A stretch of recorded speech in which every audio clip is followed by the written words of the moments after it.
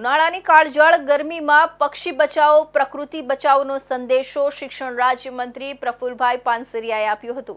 પોતાના ઘરમાં અને ઘરની આસપાસ પાણીના કુંડાઓ પક્ષીઓની તરસ छिपाવવા માટે સૌ નાગરિકો ખાસ કરીને શાળાના બાળકો અને નાનકડા ભૂલકાઓને શિક્ષણ રાજ્યમંત્રી પ્રફુલભાઈ પાનસરિયાએ રાખવા અનુરોધ કર્યો હતો। ઉનાળાની ધગધગતા ભઠ્ઠા જેવી ગરમીમાં તરસથી ત્રસ્ત અબોલ પક્ષીઓને બચાવવાનો સંદેશ આપતા રાજ્યના શિક્ષણ રાજ્ય મંત્રી પ્રફુલભાઈ પાનસરિયાએ તેમના નિવાસ સ્થાનેથી પક્ષી પ્રેમ અને પર્યાવરણ સંરક્ષણ માટે સૌ નાગરિકોને અનુરોધ કર્યો।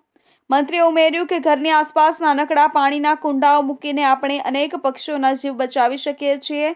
આ નાનકડું પગલું પ્રકૃતિ માટે મોટો સહારો બની શકે છે। તેમણે ખાસ કરીને માતા પિતાઓને અનુરોધ કર્યો કે તેઓ બાળકો સાથે મળીને પક્ષીઓ માટે પાણી મૂકવાની પ્રવૃત્તિમાં જોડાય।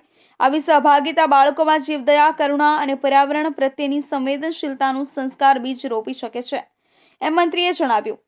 બાળકોને મંત્રીએ ઉમેર્યું કે તમે પણ તમારા ઘરમાં ટેરેસ પર કે બારણાની બારી પાસે નાનકડો પાણીનો કુંડો મૂકો, જેથી પક્ષીઓ તેમના નિવાસ સ્થાને આવીને પાણી પીને આ કાળઝાળ ગરમીમાં રાહત મેળવે। દરરોજ તેનું પાણી બદલો। પાણી પીને તૃપ્ત થતા પક્ષીઓનું કલરવ સાંભળવું અને તેમને મદદરૂપ થવું એ જીવનમાં સાચો આનંદ આપે છે। આજ મિત્રો, નાના બાળકો, સ્કૂલના સ્ટુડન્ટ્સને એક સરસ ઉનાળામાં આ પ્રવૃત્તિ કરવા માટે હું વિનંતી કરું છું। તમારા ફ્લેટની અંદર, ઘરની અંદર જ્યાં હોય ત્યાં નાનું બાઉલની અંદર તમે જાતે જ મમ્મી પાસેથી લઈ પાણી ભરી અને ત્યાં મૂકજો। ચકલી, પોપટ, કંઈ પણ પક્ષીઓ જો પાણી પીવા આવશે પછી તમે જોજો, બહુ જ આનંદ આવશે।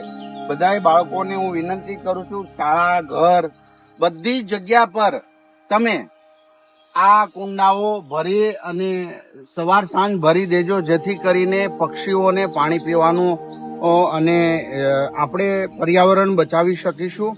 અને આ જે કુંડા છે મારા રેસિડેન્સ નિવાસ સ્થાને એ બધા જ હું જાતે ભરું છું, મને એનો આનંદ છે। અને હમણાં જ પક્ષીઓ આવશે, સાંજના પણ બધા જ પક્ષીઓ અહીંયા પાણી પીવા આવે છે, જે જોઈને ખૂબ જ આનંદ થાય છે। ચાલો સૌ આપણે આપણા પક્ષીઓ બચાવીએ, આપણું પ્રકૃતિને બચાવીએ। સૌ ભૂલકાને મારા જય શ્રી કૃષ્ણ।